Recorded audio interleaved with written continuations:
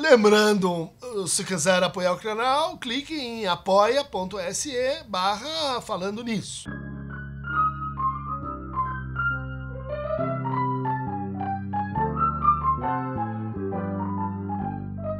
Bem-vindos ao nosso Falando Nisso de hoje, nesse canal YouTube, com uma pergunta que nós estamos assim adiando, devíamos ter enfrentado faz tempo, mas depois de muito pensamento, enfrentaremos Natália Geraldini Sabá. Professor, por favor, pode nos falar sobre a procrastinação, a arte, a beleza de adiar atos, comportamentos e palavras. Henrique Teodoro, 10 curtidas no Henrique. Professor, obrigado pela permanente graça nos vídeos do canal. Aproveitando a deixa do TDAH. TDAH, pode falar sobre a procrastinação. Olha aí, um sinal clínico desse grupo de transtornos extremamente discutível, né? Temos um vídeo aí que está fazendo um grande sucesso e também muitas pessoas objetando a ele. Um dia vamos responder essas objeções. Mas Rafael Mozon, olá, professor Dunker, como vai? Gostaria de saber se poderia falar um pouco acerca da procrastinação, por gentileza. Salvo engano, ela tem uma relação com a neurose obsessiva, correto? Como é que é isso? Obrigado. Existe essa relação, mas a coisa é um pouco mais complexa, vamos dizer assim, né? Procrastinar implica em adiar ou uma decisão ou uma ação, né? Então tem os procrastinadores que no fundo vão desenvolvendo prós e contras e criam-se contabilidades e criam-se assim mecanismos de a hora que eu optei por A, vem a dúvida de que talvez é B, a hora que eu decido por B, não, no dia seguinte eu mudo para A. Então são os procrastinadores onde o prazer, e vamos introduzir essa hipótese, né? Ou seja, de que o procrastinador, ele de alguma forma extrai uma satisfação substitutiva, sintomática, uma satisfação que é desconhecida para o próprio sujeito, né? Nesse processo de adiamento. Às vezes, esse processo de adiamento tem que ver com assim um apressamento do lado do outro, né? Então, cuidadores, uma mãe, um pai, uma instituição, um trabalho que está sempre demandando decisões, demandando atitudes, e a isso o sujeito então respira, cria-se uma espécie de zona de indeterminação protetiva em relação a essa demanda posta no outro. Então eu chego atrasado, por exemplo, mas é para fazer o outro esperar um pouco. Às vezes, e aí a gente estaria mais um pouco assim no campo da histeria, né? Esse esperar, fazer o outro esperar, é uma forma de quê? De causar desejo no outro, de fazer o outro se ocupar com você, fazer o outro abrir uma exceção para você, e bom, então vou te atender no horário contigo, o que muitas vezes, né, pode servir, funcionar como causa de determinação do desejo, consigo apreciar pela reação do outro que falta eu faço, quanta falta eu faço, mas também posso estar causando o desejo de que então a minha presença aconteça e ainda posso estar às voltas, né, com essa produção de uma exceção. Então são aqueles procrastinadores que no fundo elas têm algo que os limita, tem uma regra, tem uma lei, mas elas discordam disso, mas elas não discordam disso frontalmente, elas não fazem uma rebelião ativa, mas elas fazem uma rebelião passiva. Ou seja, em vez de dizer isso para o outro, eles começam a se dizer, não quero ir, não vou fazer, espero uma exceção, espero que aumente a sua expectativa da minha presença e assim por diante, né? Bom, há desenvolvimentos muito interessantes do Lacan sobre a procrastinação no seminário 6 sobre o desejo e sua interpretação, onde ele justamente aborda esse procrastinador profissional, né? paradigmático que é o Hamlet. Hamlet recebe a notícia, né, pela voz do pai morto que volta e diz, olha, fui envenenado, vá lá e mate Cláudio, me vingue. E a gente espera então que ele vai partir para a ação e ela, bom, interpola nesse meio tempo um grande e famoso diálogo, ser ou não ser, olha, uma questão que é muito popular entre os obsessivos, né, vivo ou morto. Ele interpola aí uma série de mimetizações da loucura, e ele vai ter ali conversas muito interessantes com o Rosencrantz e o Guildenstern sobre política, sobre o valor da existência. Ele vai, enfim, criar uma peça inteira nesse adiamento. Então a gente tem aí o adiamento como uma função muito importante, né? Uma função que cria um espaço de realidade. Não é assim que o Freud define o princípio de realidade em relação ao princípio do prazer. Ou seja, o princípio do prazer quer agora, quer imediatamente, quer na compressão entre o ato e o pensamento. O princípio da realidade diz, não, peraí, você vai ter essa satisfação, mas não agora. Mas antes você precisa de mediações. Mas antes você precisa distender a sua expectativa. Mas antes você precisa passar pelo outro. Enfim, esse mas antes é, no fundo, o princípio do prazer transformado em princípio da realidade. É o que os educadores, as escolas, os processos civilizatórios tentam impor, né, interiorizar no sujeito. Né? Bom, então Lacan vai, a partir desse comentário, trazer uma ideia muito interessante de que essa relação com o tempo próprio, o tempo do outro, o tempo que cria uma realidade, ainda que seja ficcional, diegética, né? Essa modulação subjetiva do tempo, ela é regulada, ela é determinada pelo fantasma. Então, o que a gente estaria falando quando diz assim, não, eu sou mais obsessivo ou mais histérico? Aliás, uma grande dúvida que recaiu sobre esse personagem, que é o Hamlet, né? E que o Lacan vai desfazer e dizer, olha, vocês estão pensando numa linha equivocada, porque no fundo o que acontece? Hamlet está em luto. E ela está adiando o ato, porque isso a gente faz quando está em luto, está em elaboração da perda do pai. Né? E isso passou desapercebido, como se fosse uma determinação maior, né, do que a dimensão obsessiva ou histérica. Mas, que vai voltar aí num texto antigo do Freud, sobre a etiologia da neurose e o papel da sexualidade na teologia da neurose, onde ele diz assim, parece que há um mau encontro na produção, né, ou na fixação de modalidades de satisfação que vão gerar a neurose de defesa. E esse mau encontro, ele é diferente para a histeria e para a neurose obsessiva. Para a histeria, esse mau encontro é sempre assim, antes da hora. Não estava preparado. Se eu tivesse tido um pouco mais de tempo, agora me dei conta que lá eu era ingênuo, eu não sabia. Essa é a gramática temporal mais típica da histeria. Ao passo que na neurose obsessiva, o encontro ela se dá assim tarde demais. Ela se dá em perdi a chance. Se eu tivesse feito, teria mudado. Agora que me dou conta, cheguei tarde, cheguei em atraso.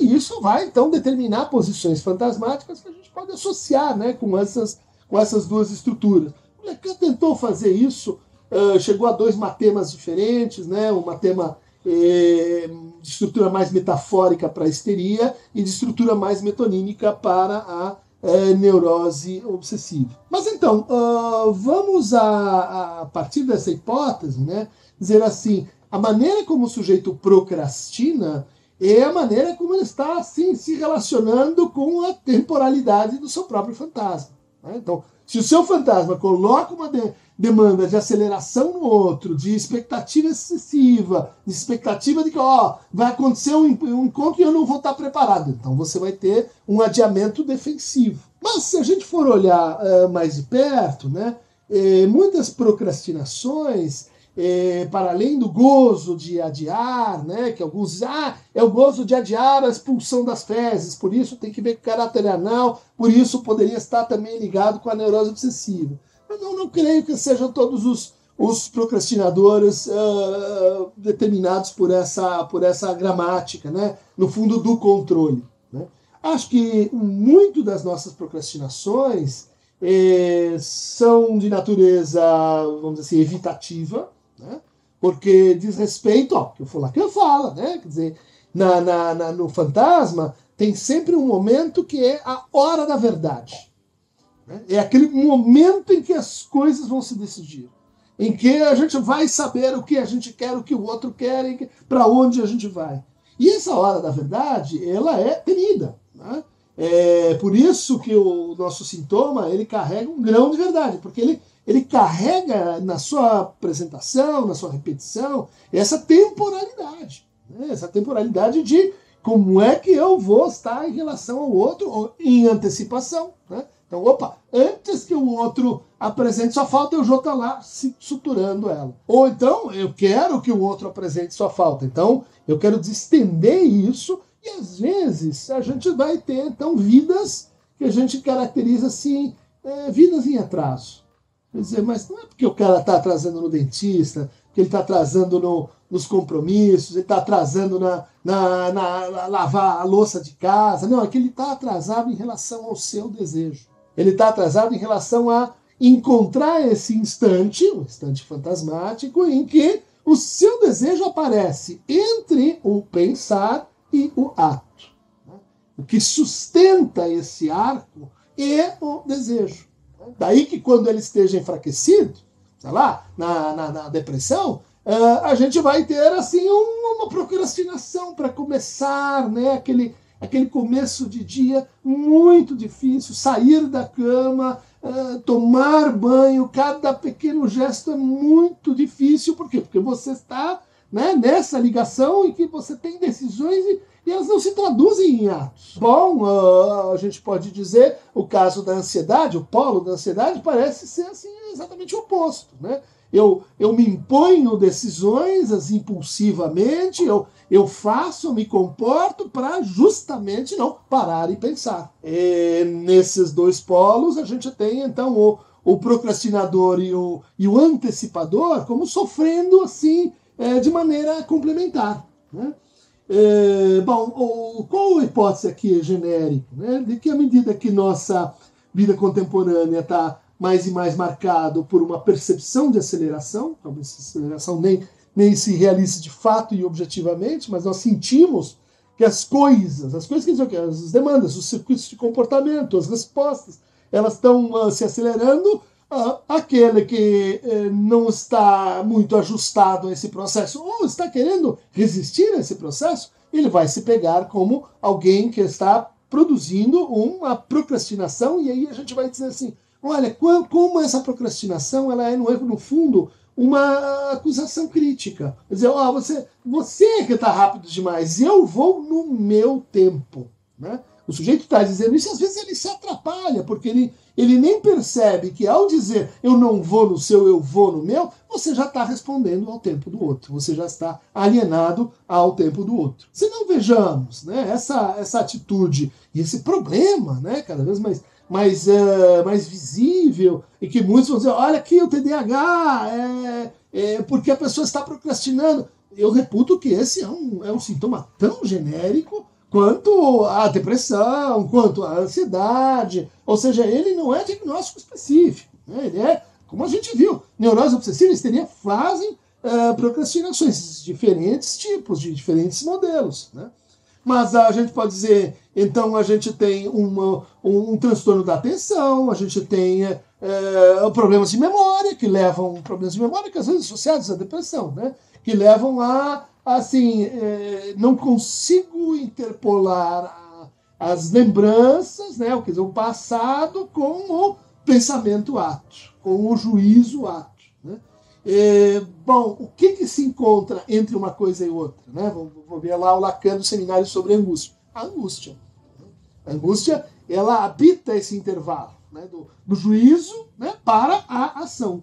Então, sujeitos que estão tomados pela angústia, como parece ser o TDAH, elas vão, obviamente, ter dificuldades dos dois tipos, impulsivas e procrastinativas. Mas a gente pode dizer, olha só, ataca a atenção, tem que ver com a memória, tem que ver com a vontade. Então, muitos que têm uma abordagem mais moralista, né, vão dizer, na verdade, que falta disciplina. Então vamos montar aqui um método, vamos fazer uma lista, se obrigue a enfrentar a procrastinação assim com mais força de vontade. A gente sabe que isso tem um resultado assim muito parco, muito limitado, né?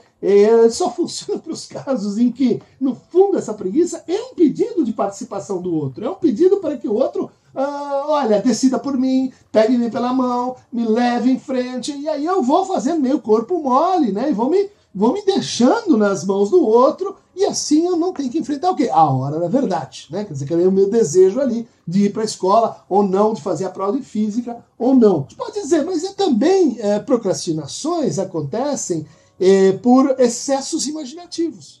Né? Aquela pessoa que diz, olha, eu chego sempre atrasado na festa, no compromisso, quando eu vou ver uma pessoa que eu quero, meu namorado, não sei o que é, na hora que eu vou sair, eu resolvo passar no banheiro, vou ler uma coisa, e quando eu vejo, eu estou atrasado de novo. Né? Vejam só, estamos aí numa determinação inconsciente, eu não sei por que eu faço isso me atravessa. E daí, escutando algumas vezes essa pessoa, vai vir uma coisa assim, mas o encontro é tão bom. Eu tô imaginando coisas tão legais que vão acontecer, que eu posso dizer, que ele vai falar, que a imaginação vai se tornando prazerosa a ponto de que quando eu for encontrar, o que vai vir? Vai vir a realidade, que muitas vezes decepciona nossas imaginações, vai vir assim os imprevistos, que também corroem nossa imaginação antecipatória. Então, esse imaginar prévio, esse prazer preliminar, acaba sendo uma grande tentação.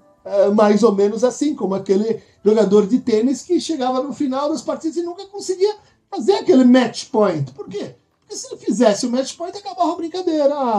Não quero que acabe o jogo. Então eu vou procrastinando a sua continuidade, né? E nisso, muitas vezes causa-se um prejuízo. Falando em prejuízo, né? O juízo anterior, há muitos procrastinadores que, no fundo, estão presos num excesso judicativo.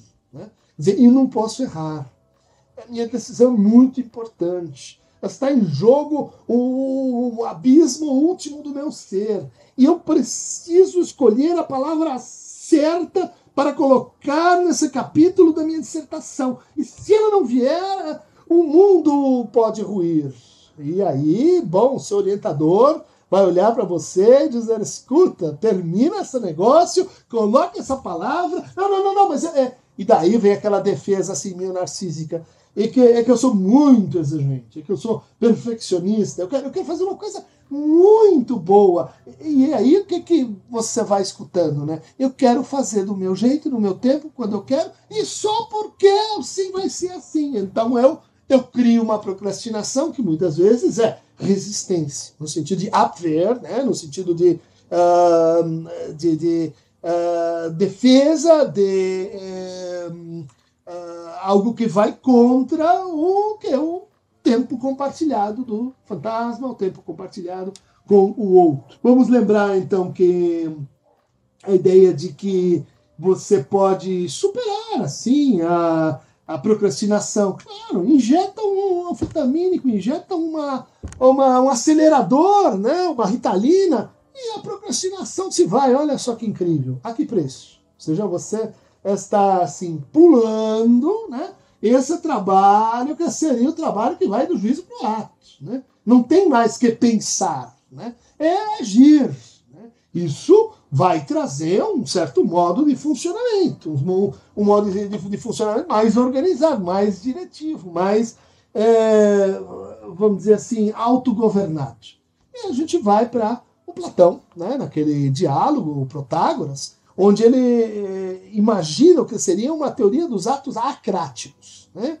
Procrastinar, acrasia. A acrasia é um outro tipo de procrastinação, que é aquela que deriva da anomia, da bagunça, da falta de ordem, da incapacidade de produzir um juízo e ligar esse juízo com um ato, e ligar esse ato com outros atos. Então, hoje, o uso excessivo de telas, ele ataca isso, né? Por quê? Porque a tela, ela vai produzindo, né? Sugere uma coisa, sugere outra, sugere uma coisa, um desgoverno. Quem governa são os algoritmos, e a gente vai indo em estado assim meio de presença ocupacional, em que a decisão e o ato vão se reduzindo a um clique. Muito ruim. Acho que há uma ligação entre procrastinação e excesso de uso de telas. Mas é por isso, né? É pela gramática da acrasia. O Davidson, um filósofo da linguagem muito interessante, Donald Davidson,